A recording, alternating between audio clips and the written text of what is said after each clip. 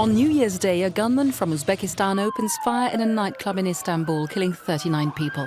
The so-called Islamic State claims responsibility. The gunman had trained in Afghanistan, according to Turkish authorities. On the 22nd of March in London, a man drives a car into pedestrians on a pavement along Westminster Bridge. 4 people are killed. 2 months later, a suicide bomber kills 22 people at an Ariana Grande concert in Manchester. The dead include 10 people aged under 20. Hundreds are injured. In early June, 8 people are killed when a van strikes pedestrians on London Bridge. After going on a stabbing spree, its 3 occupants are eventually shot dead by police. St. Petersburg Underground is the target of a suicide bomber on the 3rd of April. 15 die as a result of the attack. A few days later, an Uzbek asylum seeker kills 7 people when he rams a lorry into a crowded shopping street in Stockholm. In a similar attack in August, a van rams into crowds on the Ramblas in Barcelona, killing 15 people. On the same day, another person is killed in a terrorist attack in the coastal town of Cambrils. Following the same pattern, 8 people are killed when a terrorist in a rental truck speeds down a popular cycle lane in Lower Manhattan on the 31st of October. Egypt too is hit. In April, at least 27 people die in an explosion inside a church in the city of Tanta. Another blast kills at least 16 people in front of a church in the coastal city of Alexandria. Both attacks are claimed by the so-called Islamic State. The most deadly attack occurs on the 24th of November when more than 300 people are killed by gunmen in a mosque during prayer in the city of Bir al-Abed in northern Sinai. Natural catastrophes too wreak havoc on the world in 2017. Dozens are killed when Category 4 Hurricane Harvey hits Texas on the 25th of August, paralyzing the city of Houston with torrential rain and winds exceeding 200 kilometers an hour.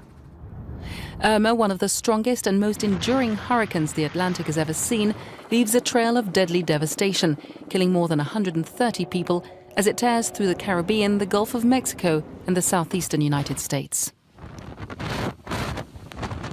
Just roll on it. Hurricane Maria, regarded as the worst natural disaster on record in Dominica and Puerto Rico, causes catastrophic damage and triggers a major humanitarian crisis. US President Donald Trump throws paper towels to crowds during a visit to the US territory. In central Portugal, a series of deadly wildfires erupts in June, killing at least 65 people, mostly in the Pedrógão Grande municipality, where a fire sweeps across a road filled with evacuees escaping in their cars. More wildfires in the Iberian Peninsula in October killed dozens more people in Portugal and Spain. In Galicia, fires reach the outskirts of the port city of Vigo, where 2 women are killed when their car is caught in the flames. In October, a series of wildfires tears through northern California, the deadliest in the Sunshine State's history. More than 40 people are killed and around 200 are injured. The wildfires are considered the costliest on record.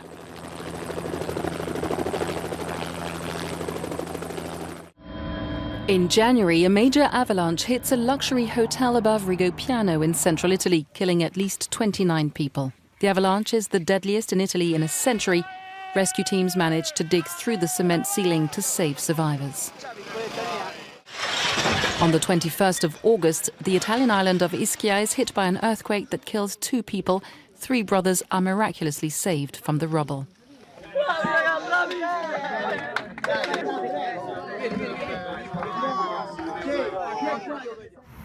In Mexico, earthquakes strike the states of Oaxaca and Chiapas on the 7th of September, killing dozens of people. The Mexican president calls them the strongest earthquakes recorded in the country in a century.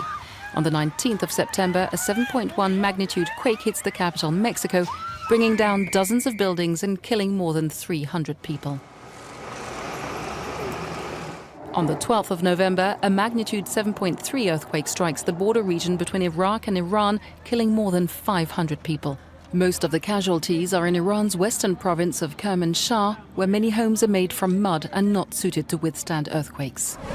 2017 is also the year of political change. In Zimbabwe, the ruling ZANU-PF removes Robert Mugabe as party leader after 37 years in power.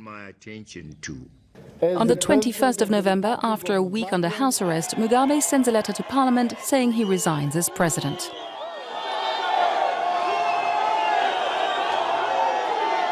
His heir and long-serving deputy Emerson Mnangagwa is sworn in as president on the 24th of November and promises fresh elections.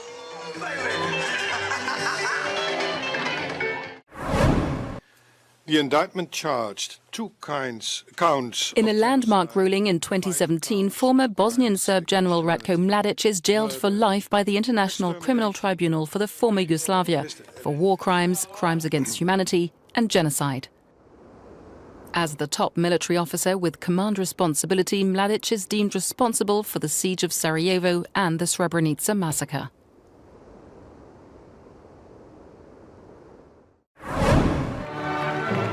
In 2017, France votes for change. On the 7th of May, 39-year-old Emmanuel Macron becomes the youngest head of state in France since Napoleon.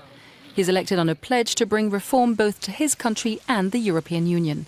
His first destination is Berlin for talks with Chancellor Angela Merkel on his vision for the future. On the 26th of September at the Sorbonne, he unveils it. More European integration in social affairs, education, taxation and defence. Plans for which he needs Germany's backing. In the Bundestag elections, Merkel wins a fourth mandate, but by a narrow margin, and the far-right AfD gets a record 12.5% of votes.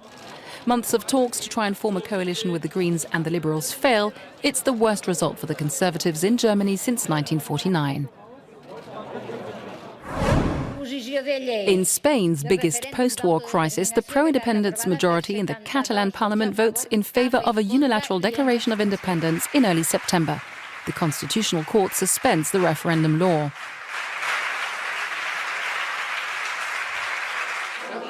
A referendum ballot is held in Catalonia on the 1st of October. The vote is deemed illegal by authorities and police are sent in to remove polling booths.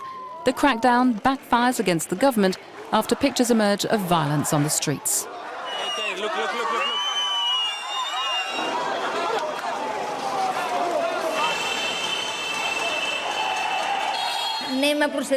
On the 27th of October, the Catalan parliament votes overwhelmingly in favour of independence from Spain in a secret ballot. Several opposition members walk out.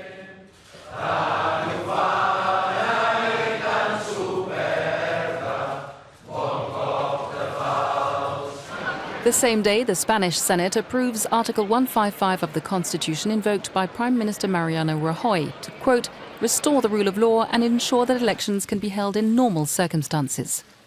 That same evening, Rajoy announces the Catalan Parliament's dissolution and a regional election for the 21st of December. Se celebrarán elecciones autonómicas en esa comunidad autónoma.